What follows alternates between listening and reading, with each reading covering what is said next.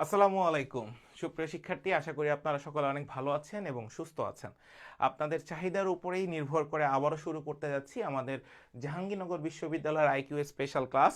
So আজকে আমি আবারও আপনাদের কাছে নিয়ে আসবো আইকিউ স্পেশাল ক্লাস এবং সেখানে আপনাদেরকে দেখাবো আজকেও অ্যালফাবেট রিলেটেড কিছু প্রবলেম। সেই অ্যালফাবেট রিলেটেড প্রবলেমগুলো আমাদের একটু ঘুরিয়ে পেঁচিয়ে আসতে পারে, সেগুলো একটু দেখাই। দেখেন, আপনি এই ঘরটা আমরা তখন শিখে আসছিলাম। সো এই ঘরটা আপনারা সবাই জানেন যে এই ঘরটা কি। এটা হচ্ছে টোটাল অ্যালফাবেট ঘর। এখন আপনি জিনিসটাকে জাস্ট নর্মালাইজ চিন্তা করেন। আমি যদি চিন্তা করি যে ভাই এই পুরো জিনিসটাকে আমি জাস্ট এখানে এ কে 1 ধরেছিলাম, বি কে 2 ধরেছিলাম, C K D K C K 3, D কে 4, তারপরে ই কে 5, এফ কে 6, এভাবে করে আমি টোটাল 26টা অ্যালফাবেটকে 26 নাম্বারে রূপান্তরিত করেছিলাম। সো এটা আপনার কাছে থাকুক। আপনি এবার একটা প্রশ্নে আসেন। এখানে একটা প্রশ্ন দেওয়া আছে, কে ই এ টি এস। একটু খেয়াল করুন, 1 2 3 4 5 এটা বলে দেওয়া আছে। সো আপনি যে কাজটি করবেন সেটা একটু মনোযোগ দিয়ে দেখুন। কে এর ভ্যালু বলে দেওয়া আছে 1, তাহলে লিখি কে ইজ ইকুয়ালস টু 1। ই এর ভ্যালু বলে দেওয়া আছে 2, তাহলে লিখি ই ইজ ইকুয়ালস টু 2। এ এর ভ্যালু বলে দেওয়া আছে ভাইয়া 3, তাহলে লিখি এ এর ভ্যালু হলো 3। টি এর ভ্যালু বলে দেওয়া আছে 4, তাহলে লিখি টি ইজ ইকুয়ালস টু 4। এস এর ভ্যালু বলে দেওয়া আছে 5, তাহলে লিখি এস ইজ ইকুয়ালস টু 5। তাহলে এভাবে আপনারা লিখতেও পারেন, নাও লিখতে পারেন, জাস্ট আপনাদেরকে বোঝানোর জন্য আমি লিখলাম। এরপর আপনার কাছে অ্যান্সার জানতে চাওয়া হয়েছে টি ই এ এস ই এদের ভ্যালু। ওকে, এবার একটু খেয়াল করুন, টি এর ভ্যালু কত আপনার কাছে 4, তাহলে লেখেন 4। ই এর ভ্যালু আপনার কাছে কত 2, তাহলে লেখেন 2। এ এর ভ্যালু কত 3। এস এর ভ্যালু কত খেয়াল করেন 5। ই এর ভ্যালু কত 2, এই বসিয়ে দেন। তাহলে 4 2 3 5 2, 4 2 3 5 2, 4 2 3 5 2, অ্যান্সার 4 নাম্বারটা। আশা করি এগুলো আপনারা বুঝছেন, কোনো সমস্যা নাই তো না? এগুলো সব জাহাঙ্গীরনগর ডি ইউনিট আসা প্রশ্ন। এই প্রশ্নটা জাহাঙ্গীরনগর ডি ইউনিটের 22-23 আসছে, ঠিক আছে? সো আপনারা যারা আইকিউ নিয়ে চিন্তায় আছেন, তারা আমাদের রেগুলার সিরিজগুলো করতে থাকেন। ইনশাল্লাহ আপনারা আইকিউ এর উপরে সম্পূর্ণটা আমরা শেষ করে দেওয়ার চেষ্টা করব। নেক্সট, এখানে আরেকটা প্রশ্ন আছে, একটু ভালো মতো খেয়াল করুন। যদি এ ইজ ইকুয়ালস টু 26 হয়, খুব মনোযোগ দিবেন। এ ইজ ইকুয়ালস টু কত বলে দেওয়া আছে ভাই? 26।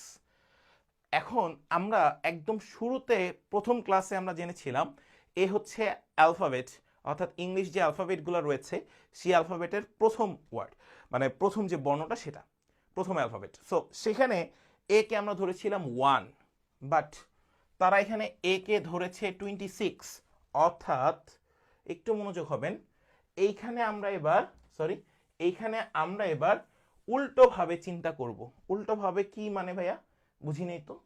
অর্থাৎ এ কে আপনি 26 চিন্তা করবেন, বি কে আপনি 25 চিন্তা করবেন, 24, অর্থাৎ জেড কে 1, সরি জেড কে 1, ওয়াই কে 2, তারপর 3 4 5 6 7 8 9 10 11 12 13 14 15 16 17 18, তারপর 19 20 21 22 23 24 25 26, এভাবে যাবে।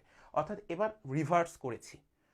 আমার প্রশ্নের মধ্যে কি আপনারা সবাই বুঝতে পারছেন এবার কি করেছি? রিভার্স। তাহলে এ এর মানটা আমরা সবাই কি করলাম ভাইয়া? রিভার্স করে নিলাম। এবার একটু আসুন, আপনার কাছে বলে দেওয়া আছে sun sun is equals to কত ভাইয়া? 27। তাহলে একটু মনোযোগ হন, S U N, sun is equals to 27। এখন এই 27 কিভাবে আসছে আসেন, আমরা এই অ্যালফাবেটের এস এর ভ্যালু কত দেখেছিলাম? 8, উল্টাভাবে 8। ইউ এর ভ্যালু কত দেখেছিলাম? 6, তাহলে বসান 6। আর সানের লাস্ট বর্ণটা কি? এন, তাহলে সেই এন এর ভ্যালুটা আমরা কত ধরেছিলাম? 13, এই 13, ঠিক আছে? এবার একটু খেয়াল করেন, 8 আর 6 যোগ করলে হয় 14, 14 আর 13 যোগ, তাহলে 14 যোগ 13 ইকুয়ালস টু 27। আই হোপ সান কিভাবে 27 হয়েছে সেটা আপনারা সবাই বুঝতে পেরেছেন। তাহলে আমরা সানকে লিখলাম 27। ক্লিয়ার? বুঝতে পারছেন তো? তাহলে আপনাকে ক্যাট বের করতে হবে সিমিলারভাবে CAT ক্যাট। এবার আসেন ক্যাটের ক্ষেত্রে আমরা লিখি CAT।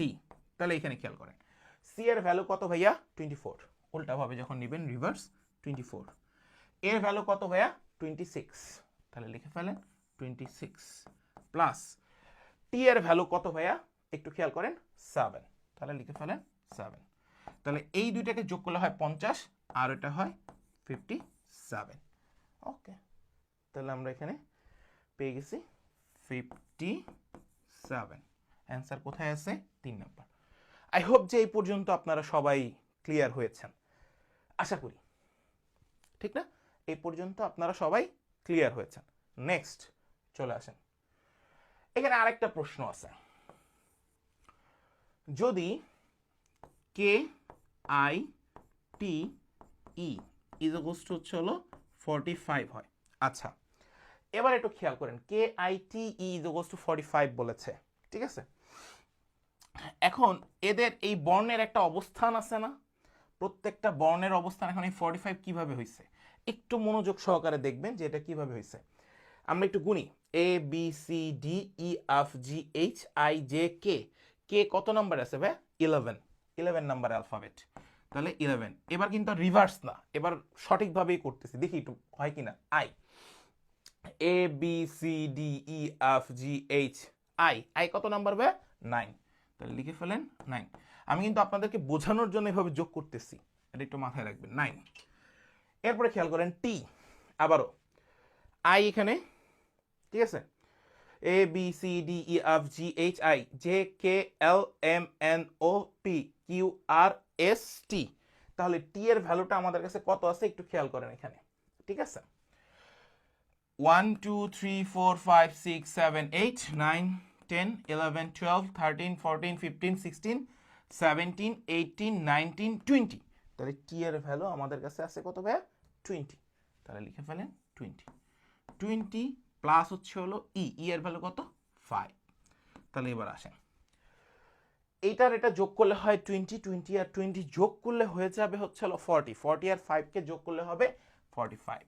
ওকে নাইস, তাহলে এই 45 আর এই 45 আমাদের কাছে মিলে গেছে ভাই, জি মিলছে। তাহলে এবার ওয়াইল্ডটি বের করি, আসেন WILD, আসেন। এবার আপনারা ওয়াইল্ডটি যেভাবে বের করবেন, আবারও আমরা অ্যালফাবেটের ক্ষেত্রে যাই, খেয়াল করেন ডাব্লিউ এর ভ্যালু কত আছে দেখেন,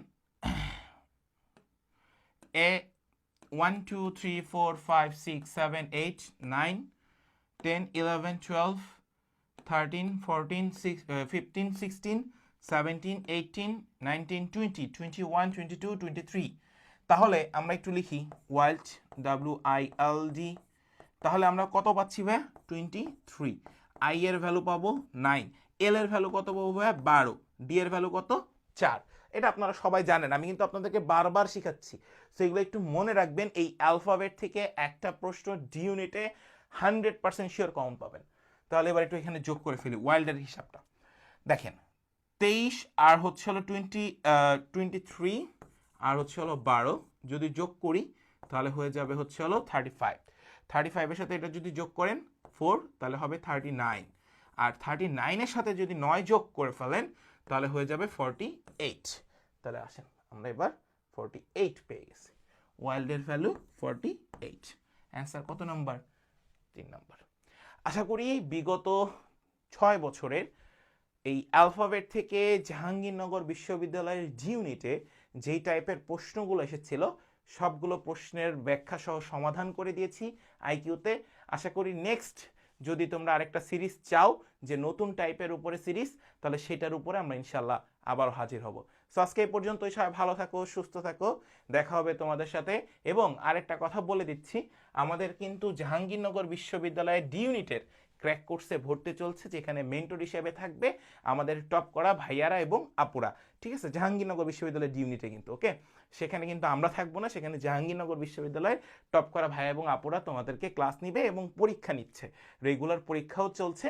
সো যারা ভর্তি হবা তারা দ্রুত ভর্তি হয়ে যাবা, ঠিক আছে। ভর্তি হতে আমাদের পেজে তো অবশ্যই ইনবক্স করবা। সো আজকে এই পর্যন্তই। তোমরা যদি চাও তাহলে অবশ্যই আমাদেরকে জানাবা, তাহলে ইনশাল্লাহ আমরা নেক্সট আইকিউ ক্লাসটা নিয়েও হাজির হব। সো আজকে এই পর্যন্তই। আল্লাহ হাফেজ, আসসালামু আলাইকুম।